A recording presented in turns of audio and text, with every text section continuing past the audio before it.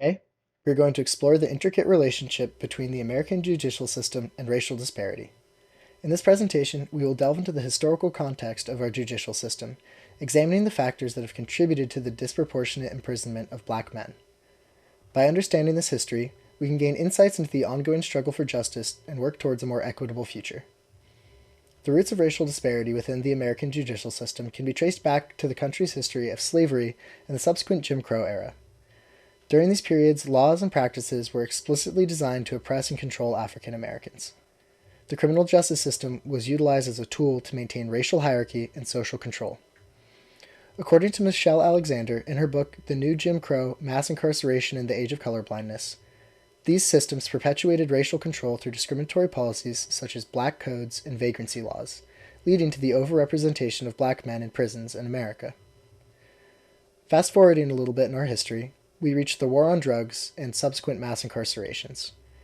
The late 20th century saw the emergence of the war on drugs, which disproportionately impacted communities of color.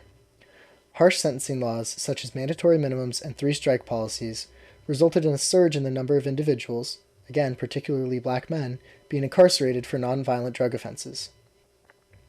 An example of one of these minimum sentencing policies includes the now outdated term of felony murder, meaning anyone killed in the commission of a felony should be charged as if they were murdered in a first-degree homicide, regardless of the context. My family has had an up-close experience with the way this law has affected individuals and communities. I will allow my grandmother to share this story herself. So why don't I start with the story that got me first involved with Mr. Johnson, who is the person who was incarcerated for the last 34 years of his life. And I think the significant thing is that he robbed a piano store for $128, and he was being chased by the police, and he lost control of his car, and unbeknownst or not deliberately by him or my sister, who was lost on the road, he came around a corner, lost control, hit her car head on, and she died instantly. That was in 1989. Not only our lives were changed in our family, but also the family, and in that regard, it changed from that day forever. For my parents when their daughter was killed, for her sisters and brothers when we lost her suddenly.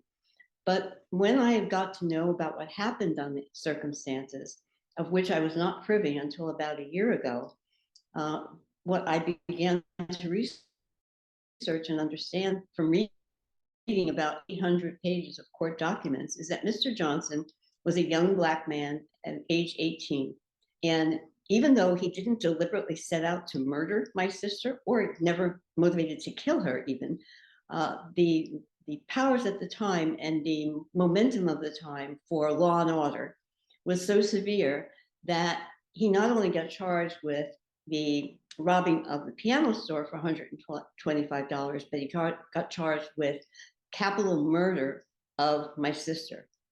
And when I began to research, and then he got sentenced to life without parole, called LWAP in the vernacular. And here's a man with no hope of ever getting out of jail ever, was sentenced very severely at the time. And it became a struggle for me to find out about him and his life, because what got me involved in the case was the district attorney office in San Mateo called me and said, Mr. Johnson has put in for clemency from the government, and would you write a letter to disapprove of that? And I said, no, I can't unless I research his whole history and his conduct in jail and things like that. And that started me on the track. Amazingly, for people who are convicted of LWAP, meaning they'll never get out of jail except in the coffin, was that he still stayed extremely motivated during his term in prison. And there's a good ending to the story, but I won't spoil it just yet. During that time, he took college courses, he became a model prisoner. They had him work with disabled people and elderly people that were dying. They gave him a great deal of important, responsible roles because they realized what a good person he was.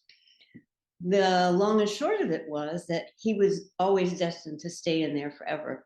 And it was a joint project between myself and the district attorney's office that we began having conversations. And the interesting thing is despite how one feels about the sentencing, the DA said to me very honestly at the time, had this young teenage boy committed the same crime today, he would never have been sentenced to LWOP. And we explored that, and it was interesting because he was the original district attorney on the case, and he's the one that went for life without parole. But he has realized, and the whole tenor of at least many California district attorneys is that what happened in 1970s and 1980s was promulgated by the desire to punish, and punish particularly people of color. So as you may know from your statistics, there's a huge disproportion of people of color being jailed with hard sentences compared to non people of color, or what we consider Caucasian or white. So I began that journey of really deciding how I would feel on it. Would I support him being resentenced? And that's not part of the law normally, but because of conversation with the DA and myself over probably a year's period of time, there is a section in the California law that allows the district attorney to offer a resentencing plea. And when they're in agreement with that, when the DA is in agreement with that, what happened was we were able to petition the court again. Now, remember that John Johnson's appeals had all been denied over the last 30 years. He'd been to court many, many times from prison. But it was the turning point when the DA was able to say, this was a young teenage Black male who was coming from the projects, low income, had relatively little education, but became a victim of, in some ways, the tenor of the time with regards to punishing people for crimes they committed, because they did, remember that DAs are elected officials. And when you have a tenor of the people saying we're only going to elect you if you can be hard on crime, then they too are influenced politically by that in their decisions. Long story short, in about a year's worth of work, I presented the DA with a particular option under the law that said he had the discretion in that county to resentence or to ask the judge to consider resentencing. Ultimately, when we both discussed the merits of the case, I made the plea to the district attorney and to the judge the following: that we don't have justice without mercy. And I know that I spoke on behalf of my sister, who is very committed to social justice. And so I think it was really a turning point when we all began to look at, do we really want restorative justice or do we want punishment? And then what happened is we were able to go to court, and he did get resentenced. It took about a year. And on March 25th, 29th, he was released from jail. In other words, they resentenced him to life. They still considered it a murder, even though my family and I never saw it as a murder. They resentenced him to 25 to life. Since he had 33 years already put in, then we went before the parole board, and it was very unusual for them to have a family member speak on behalf of restorative justice based on the merit of Mr. Johnson's work in prison. Nevertheless, he got parole on his first hearing, which is absolutely amazing. And he was released, and they sent me a video as he was being released from jail. And it's absolutely heartbreaking and joyous. He just never realized that he could ever have hope of getting out of jail.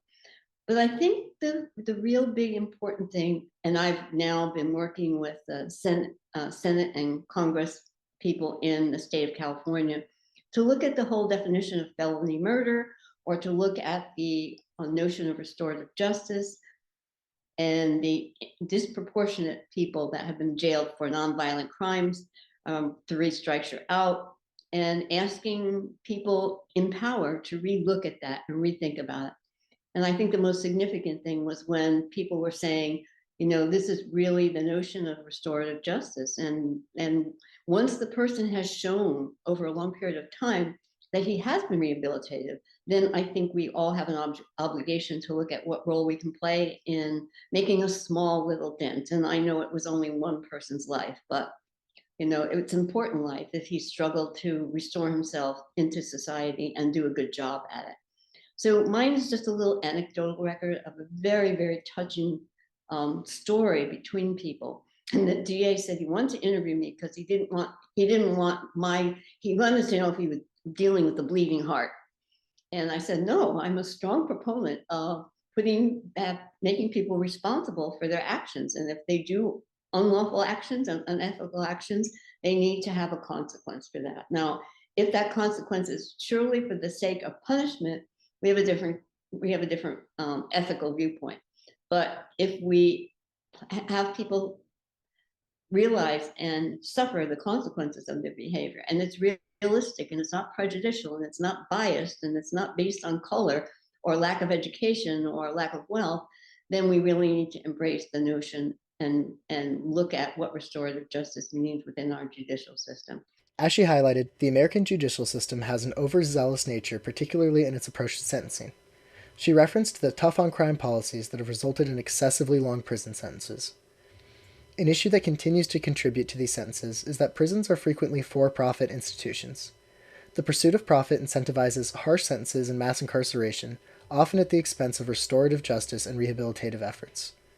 A great piece of literature that delves deeper into this topic is The Business of Punishment, The Privatization of Corrections in America by David M. Schreiker and Dale K. Sechrist, which highlights the financial interests behind mass incarceration and the challenges it poses to achieving a fair and equitable justice system. Beyond explicit policies, systematic biases and implicit biases within the criminal justice system have played a significant role in the disproportionate imprisonment of black men. From biased policing practices to racial profiling, Black Americans have faced heightened scrutiny and unequal treatment at various stages of the criminal justice process, including arrests, trials, and sentencing. Research conducted by Stanford University's Open Policing Project, led by Jennifer L. Eberhardt, has shown the existence of implicit bias in policing and its impact on racial disparities in the criminal justice system. Over 95% of the people I interviewed believed that the criminal justice system should focus more on rehabilitation of individuals rather than excessive punishment. The survey encapsulated numerous educational and generational backgrounds. I had the opportunity to record video interviews with several individuals. Here are some UW students to give their opinions when asked, what role should the criminal justice system play in America? I feel like it should be an intersection between deterring crime and rehabilitating criminals. And being from Germany, we have a very different perspective on this. It's more of the rehabilitating perpetrators and criminals. Since there's, for example, no lifelong sentence, which the lifelong sentence is 22 or 23 years, and there's no death penalty, nothing of this. And the prisons are designed to not just punish people, but to allow them to work, to educate themselves, and to go back into life, and not to end their lives because they've done a mistake in the past. But as I said, there's a fine line, and I think preventing crime and making the society safer by putting those people away is also important, and is sometimes a little bit too gently handled in Germany. So I think it should be a combination of those, but the main focus it should follow is to make society safer, to make society worth and valuable living in, and to additionally try to, whilst doing this, to not just completely forget about those people, but to try to bring them back into society in order to make it even more valuable. I think in the United States we should do a better job on kind of focusing on when people are incarcerated and they do go to prison, rather than it being a scary place where they're gonna potentially get raped, they're gonna get harassed. It's rather a place where they're gonna receive help, and they should focus on improving their mental health and really receiving clarity on what they did wrong and how they can better improve themselves, and give them the chance to re-enter into society as a better person. Reforming prisoners and making them back into normal functional people of society. I think in America specifically, with our capitalist system, it's a lot of profit for prisons to keep inmates in and keep them locked up as long as possible. So in America, we really focus on like the punishment and keeping these people locked in systems and then not giving them any help once they go back. So a lot of these people who've been incarcerated for 20 plus years have no idea what they're doing out. Things have changed, like, you know, the technology and systems they may have known 20 years prior does no longer apply to our current day, which means they're not ready to kind of go back into society. They don't know what to do, and so what are they going to do? They're going to revert back to their old habits, which is them committing more crime and going back into the system.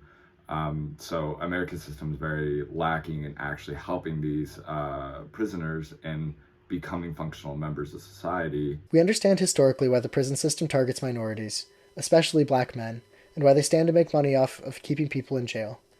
But if Americans as a whole do not support this practice, how can we change it? Make your voice heard. Email, call, and write letters to your state politicians.